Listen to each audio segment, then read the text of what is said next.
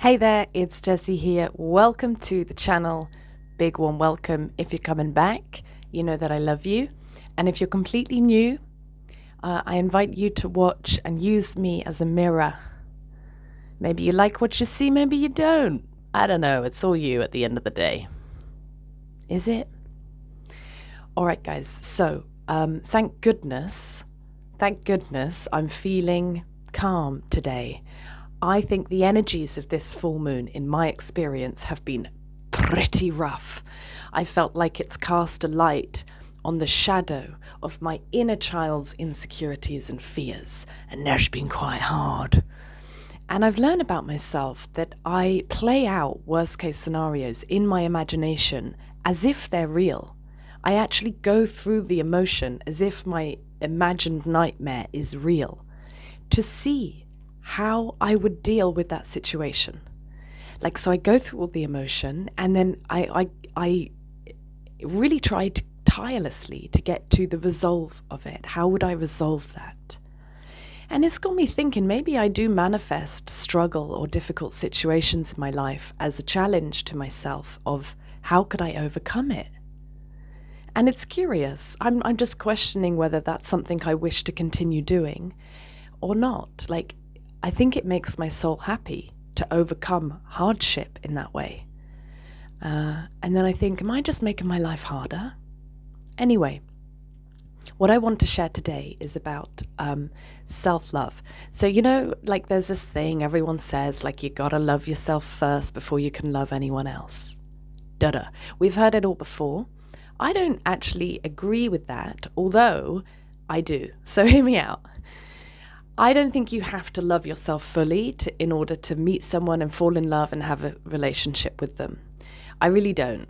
I have been in relationships before where I've had very low self-worth, and actually they've loved me anyway.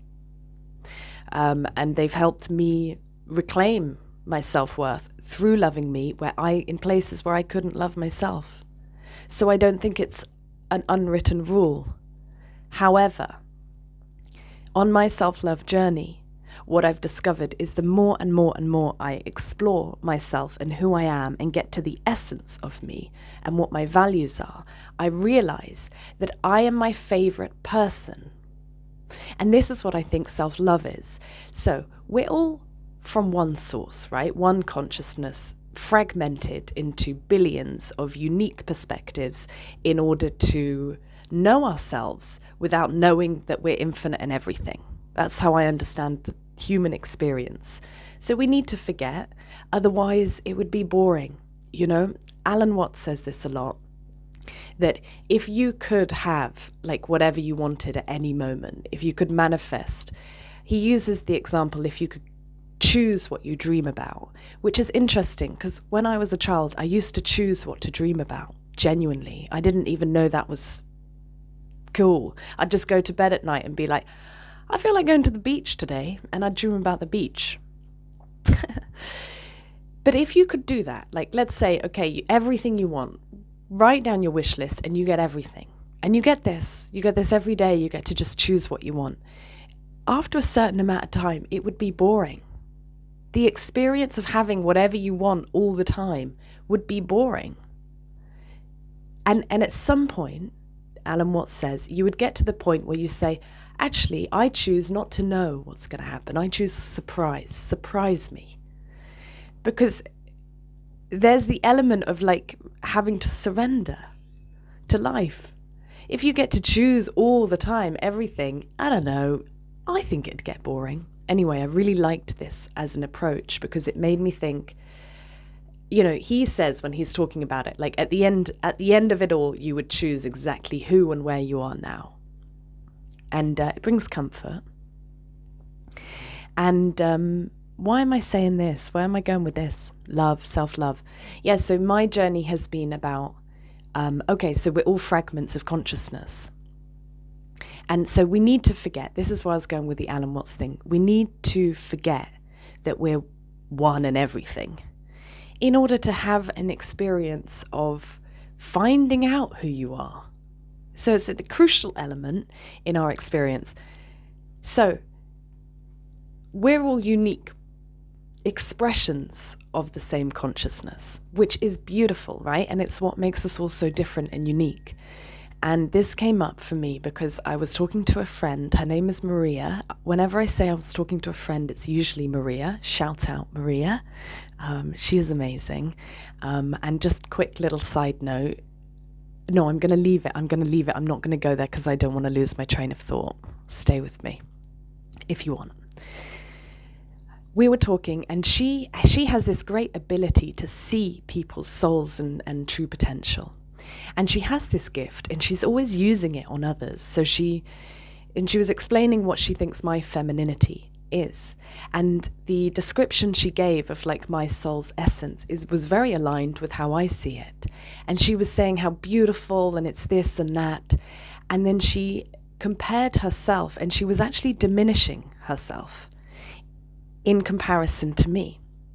And I had to stop her and say, okay, yes, I am this thing, but you're this expression of femininity, and you're this expression of consciousness, and isn't that beautiful? And as I did it, I diminished my own. Not because I actually feel mine's less or more, I don't, but I was using her social cue of that was how I tried to communicate to her that she's fantastic in her own unique way. And everyone has their own unique energy signature, which I think is our favorite version. I think this is what self-love is. I think you get to who you are at the bottom of it, and your expression of consciousness is your preferred version. Like, okay, like what you think is like, it's because it's you. Do you get me? Are you following? Like, this is what self-love is realizing that the expression of consciousness that you are is exactly the expression that you want to be. It's like, so if you're like somebody who's like quiet and still and observes, but you're constantly comparing yourself to people who are really extroverted or active or this and that, it's only because you haven't realized that who you are in your essence and core is actually exactly who you want to be. And it's not about comparing to others like, I'm not this, I'm not that. They're probably just in fuller expression of who they are, which is what's appealing. I think this is what jealousy is to me. If I think back at the times I've been jealous, it's just people embodied in their expression. And that's what I'm jealous of. Not their expression of it, but just their embodiment of that expression. And my self-love journey has been, oh my God, I love my expression. I love my expression of it. And then if people are jealous of me, it's not because they want to be like my expression. It's just because I'm embodying my expression. And they have their own expression, which they actually prefer to mine. I think that's what it is. So then when you've got to that place where you're like, oh God, my expression is beautiful, and you love yourself, then, when you're in relationship with other, it's more of a celebration of your unique differences.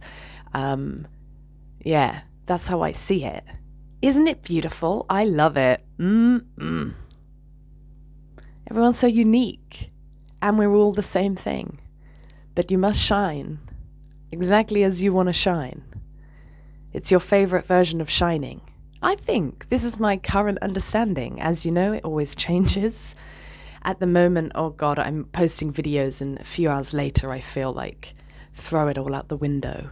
But that is part of the process. So guys, thank you very, very much for watching. If you like this video, please give it a thumbs up. Let me know your thoughts down below. Are you in contact with your unique essence? And what do you like about it? And hit subscribe if you're new and you like this, and join this beautiful community. Have a beautiful day, guys. Beautiful life. We got this.